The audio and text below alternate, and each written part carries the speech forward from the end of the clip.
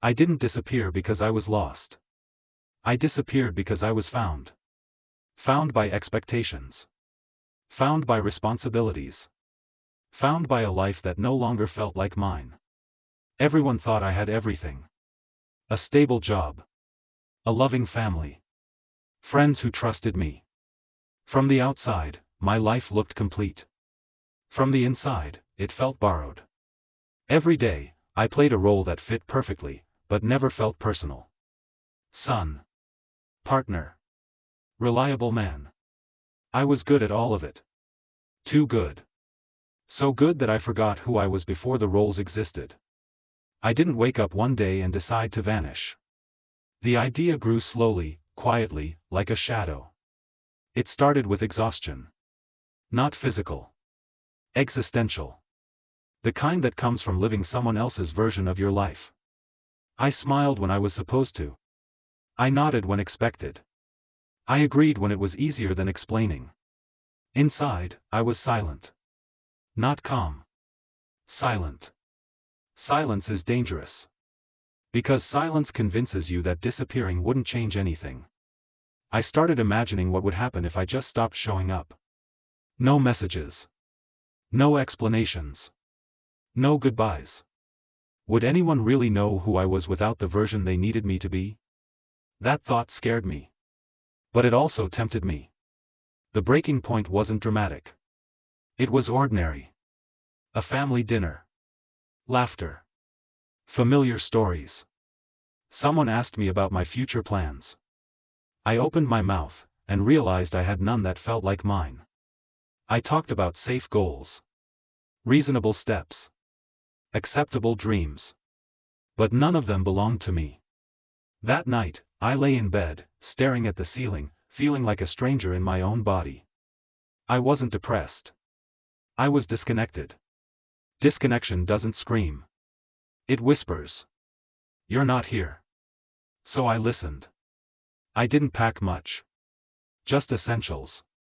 Not because I was prepared, because I didn't want to look back. I left early in the morning while everyone slept. No farewell notes. No final messages. Not out of cruelty. Out of fear. Fear that if I spoke, I'd stay. The city felt different when no one was waiting for me. Quieter. Heavier. More honest. For the first time in years, I wasn't being needed. And without being needed, I had to face who I actually was. I took a train to a place I had never been. No connections. No history. Just distance. Distance felt like freedom. At first. I rented a small room near the station and found temporary work. Nothing meaningful. But meaning wasn't what I was looking for. I wanted invisibility. Days passed without anyone asking where I was, how I felt, what I wanted. And slowly, something strange happened. I started to breathe again. Not deeply. But freely. Yet freedom without direction doesn't feel like purpose. It feels like drifting. At night, I walked the streets, watching strangers live their lives. They argued. They laughed. They hurried. They were present in their own stories. I was just passing through mine. I told myself I had escaped pressure. But what I had really escaped was connection. Connection is heavy. It requires truth. And I had been lying to myself for years. One evening, I sat alone on a bench near the station, watching trains arrive and leave. Everyone had somewhere to go. I had nowhere to return. And that's when the doubt started. Had I freed myself, or had I erased myself? I checked my phone for the first time in weeks. Dozens of messages. Calls I never answered. Voices I had abandoned. I didn't listen to them. Not because I didn't care. Because I cared too much. Caring would pull me back. And I wasn't ready to be seen again.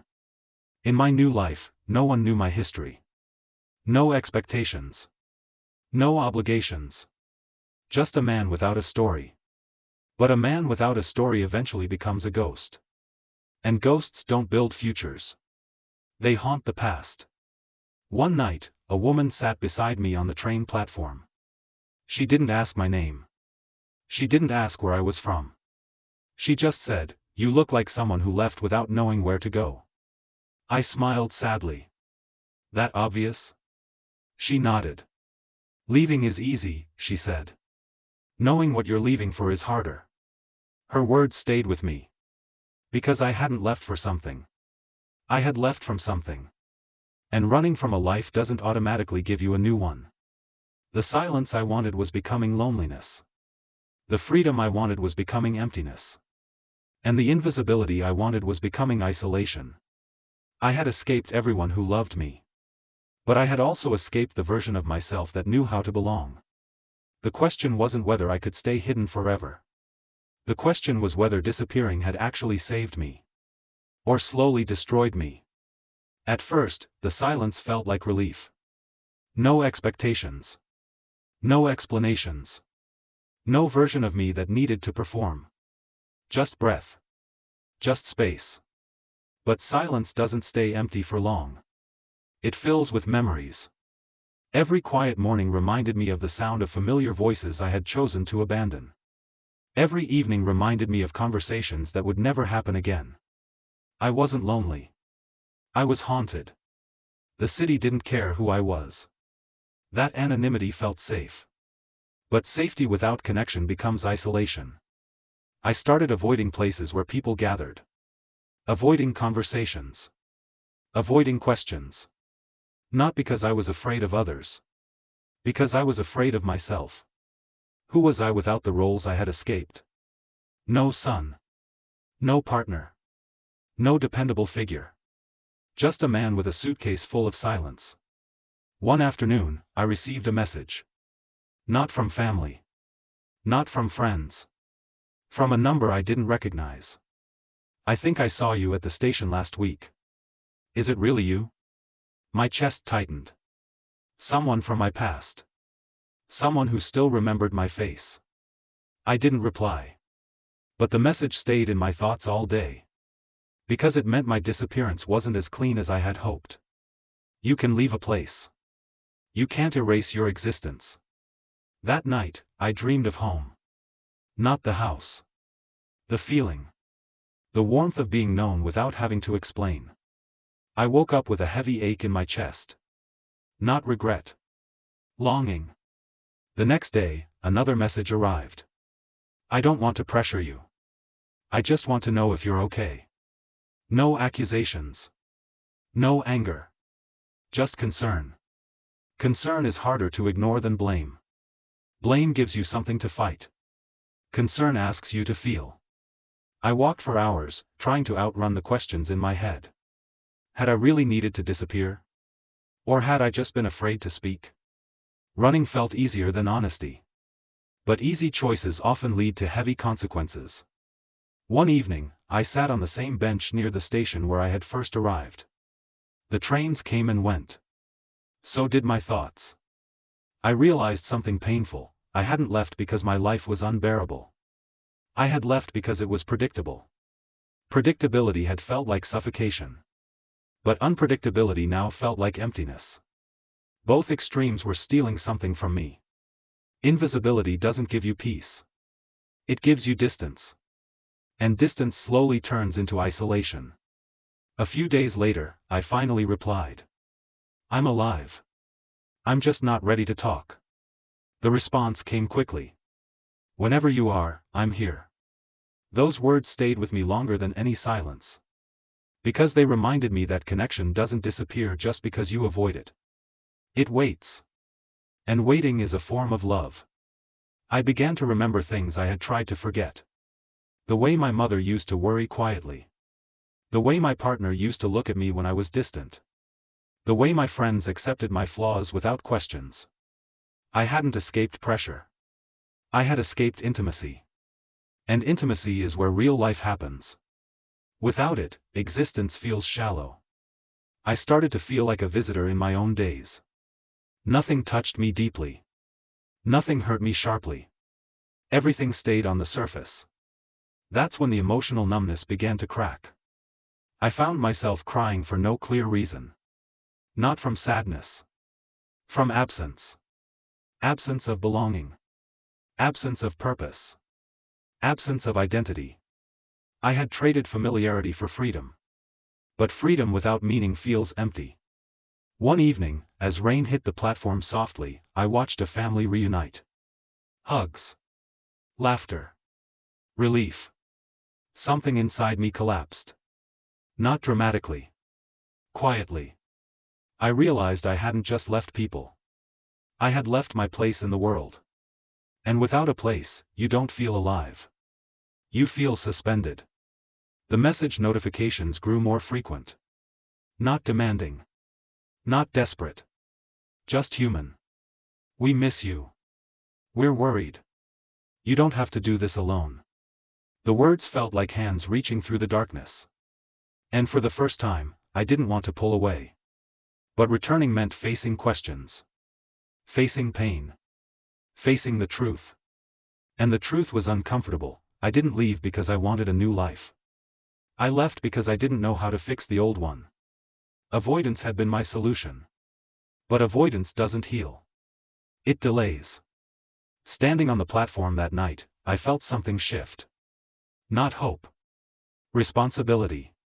Responsibility for the impact my disappearance had caused.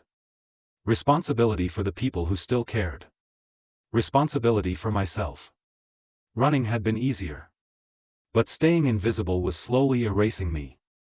The hardest part wasn't admitting I missed them. The hardest part was admitting I needed them. Because needing others means accepting vulnerability. And vulnerability is scarier than distance. The question was no longer, why did I leave? It was, who am I if I return?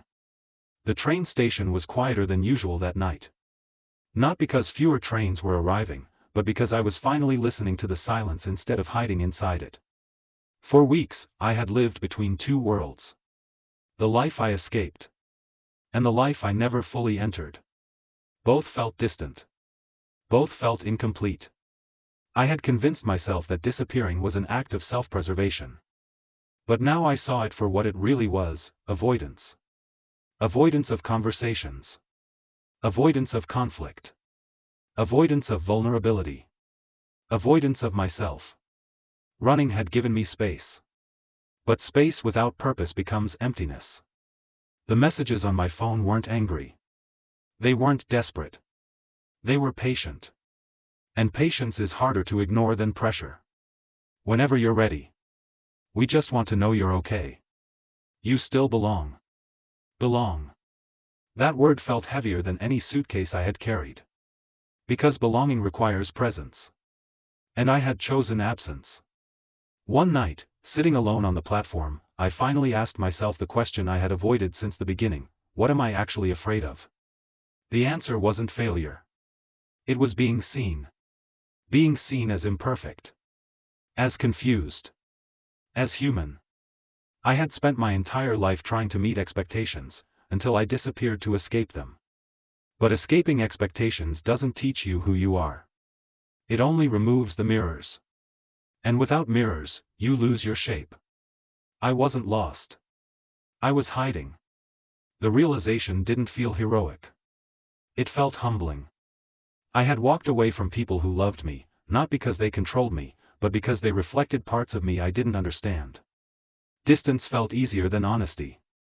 But easy choices often leave the deepest scars. The next morning, I bought a ticket. Not to a new city. Not to another escape. To home. My hands shook as I packed.